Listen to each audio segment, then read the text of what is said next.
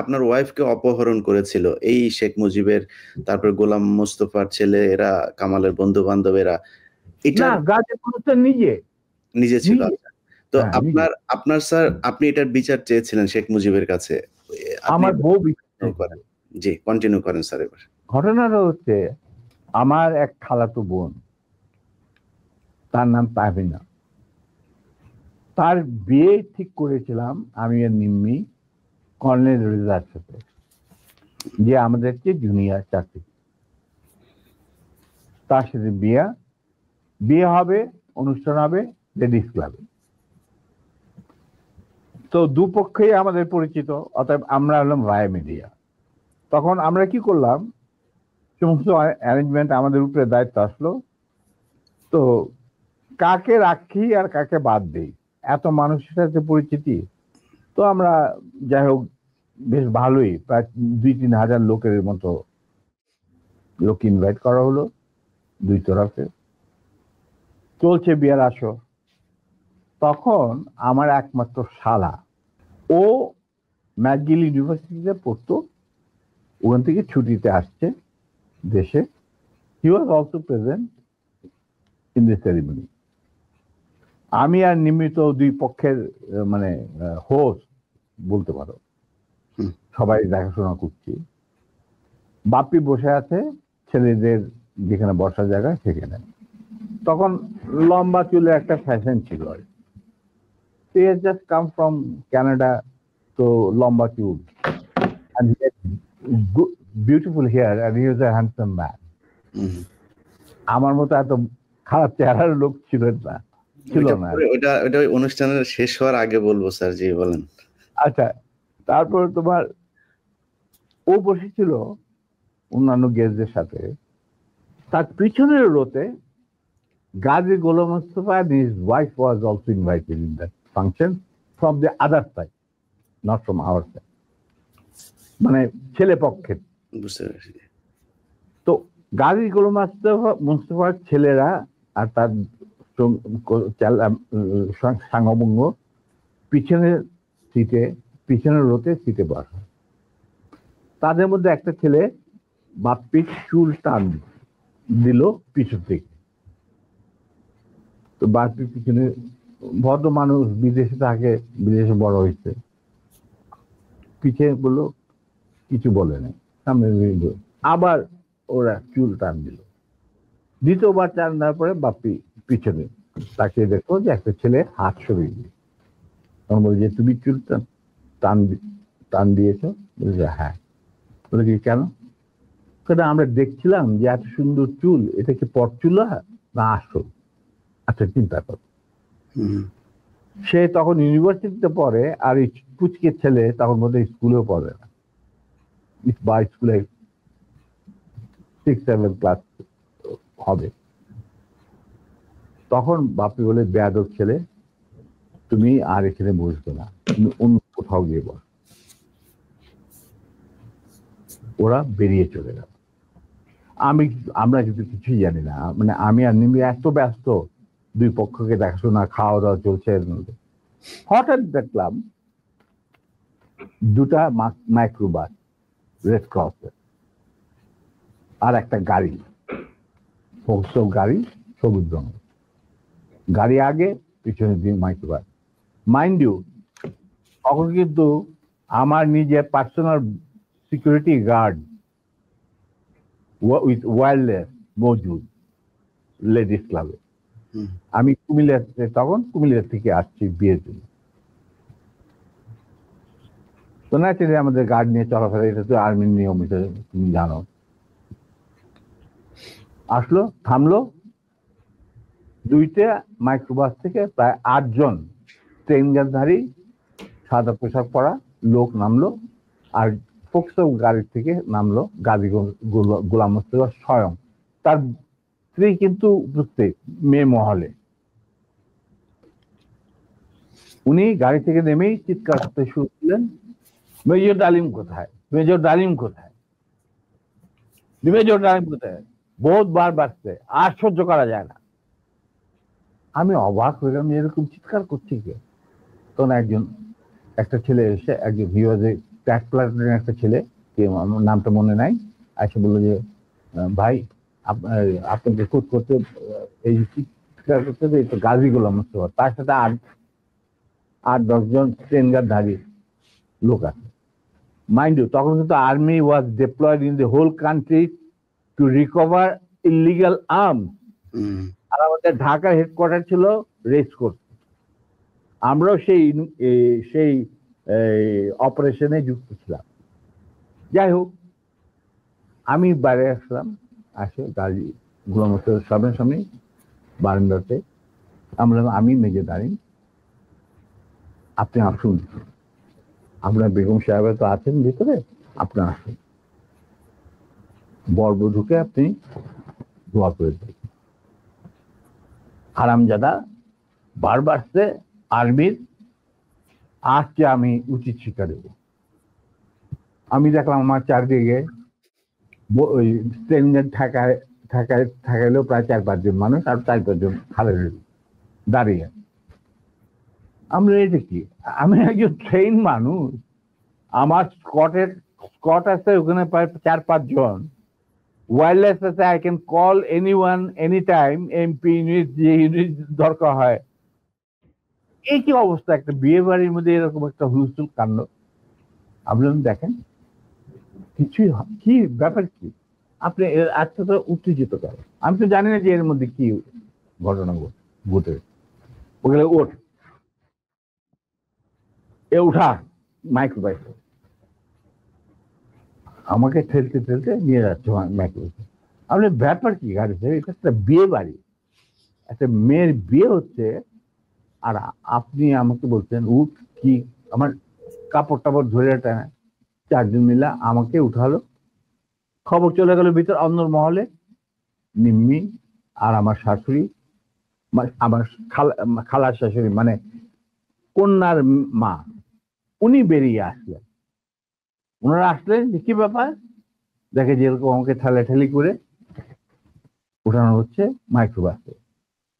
আমি মাইক্রোবাসে উঠলাম, উঠে দেখি চুল্লু আর আলম নামে 2 জন মুক্তিযোদ্ধা, ক্র্যাক প্লাটুনের সদস্য, তারা ছিল আমার ছোট ভাই স্বপনের সাথে, স্বপন বীর বিক্রম।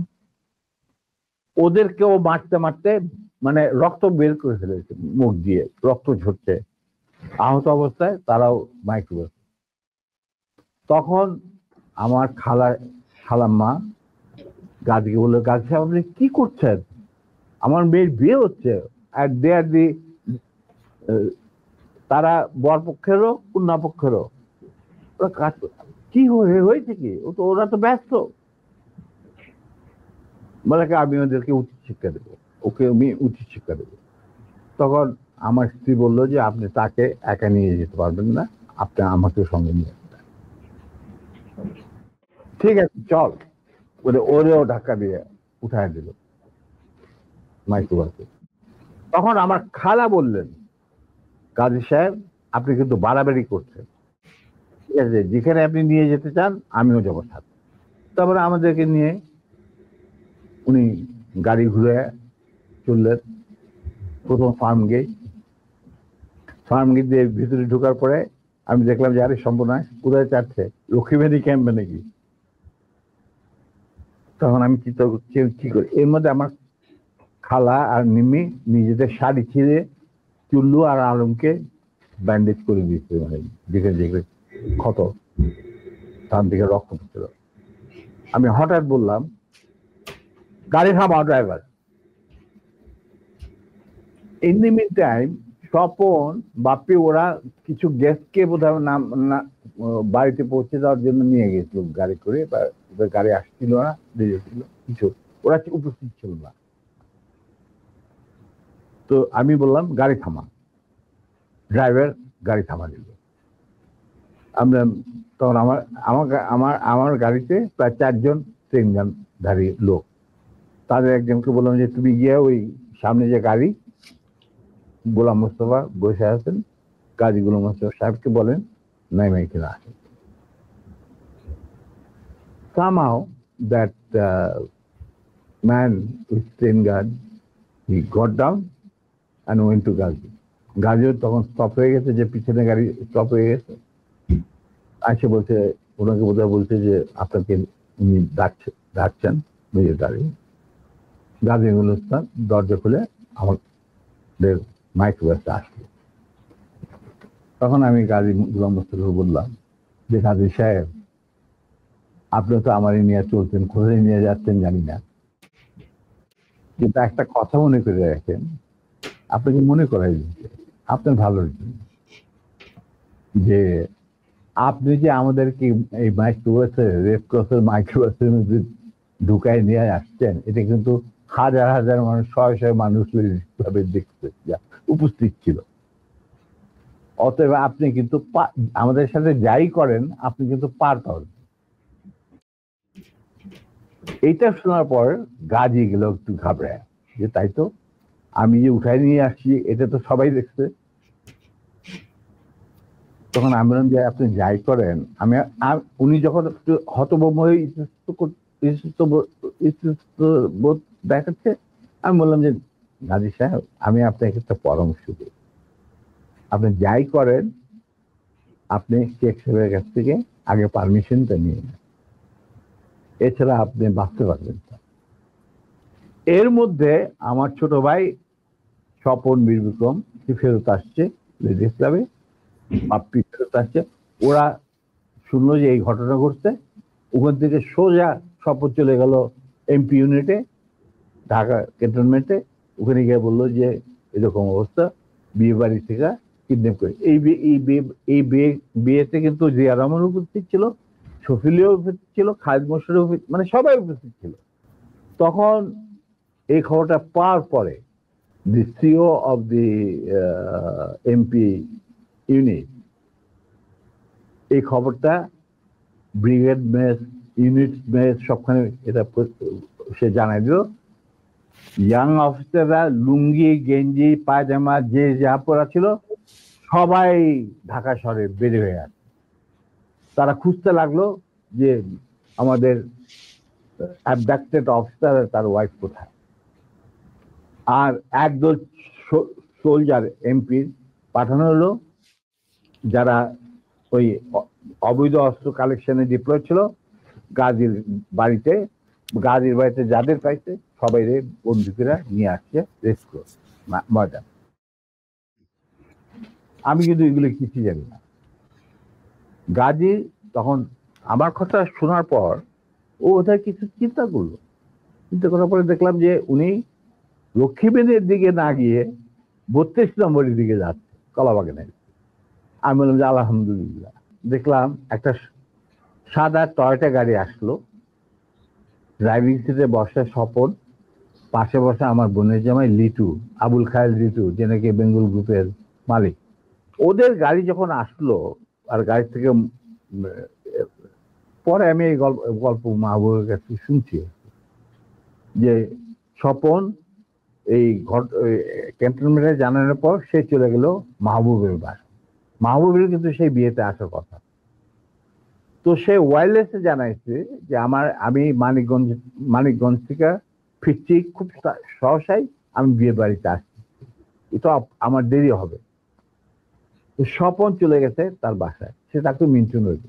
তো সেখানে মাহবুব থাকতো, কিন্তু মাহবুব এক ঘটনা ঘটছে। বলে কি ঘটনা? যে নিম্মি আর ডালিমকে উঠায় নিয়ে গেছে গাজীর গরম বিয়ে বাড়ি থেকে। কোথায় নিয়ে গেছে, কি হয়েছে জানি না, তবে তার পরিবারের সবাই এখন অ্যারেস্ট করা হয়েছে। তারা সব ওই সাউদি উদ্যানে আছে, মানে রেস্ট করছে। আর্মি সারা ঢাকা শহরে ছড়ায় পড়ছে, তার প্রত্যেকটা গাড়ি চেক করতেছে যে looking for the missing officer and abducted officer and his wife. মাহবুবকে চাই নাকি? এটা তো সাংঘাতিক কথা। গাড়িতে তো বিশ্বাস করা যায় না বলে সে রেড টেলিফোন করতে, মানে হাত দিতে গেছে, রেড টেলিফোন বেজে উঠছে। কে? শেখ মুজিব। ফোন মাহবুব। তো উঠাইছে, কে বলছে? আমি মাহবুব বলছি। বলে যে আমি প্রাইম মিনিস্টার মুজিবুর রহমান। বলে কি? জি স্যার বলেন। বলে কি তুই ইমিডিয়েটলি আমার বাসায়। এর মধ্যে chief of staff, deputy chief of staff, CGS, Khalid Mosharraf এদেরকে ডাকানো হয়েছে, এরাও আসছেন। মেজর কর্নেল নুরুজ্জামান, রকিবানী চিফ, এরা উপস্থিত আসছেন সবাই।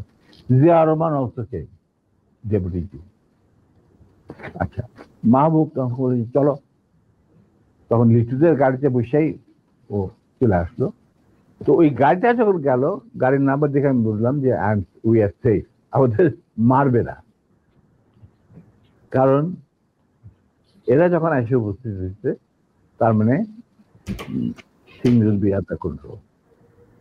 আর সারা দেশে কি হচ্ছে এগুলো কিন্তু জানি না, মানে সারা ঢাকা শহরে গেটের সামনে থামলো, ওটা থেকে মাহবুব নামলো, সব ওনার লিটু গাড়ি নিয়ে দূরে গিয়ে সামনে ব্রিজের কাছে থামলো, গাছের ছায়া নিচ্ছে।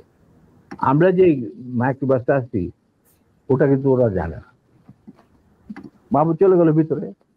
ইন দি মিন টাইম আমি চিন্তা করছি যে আমি কি করব, কি করা উচিত।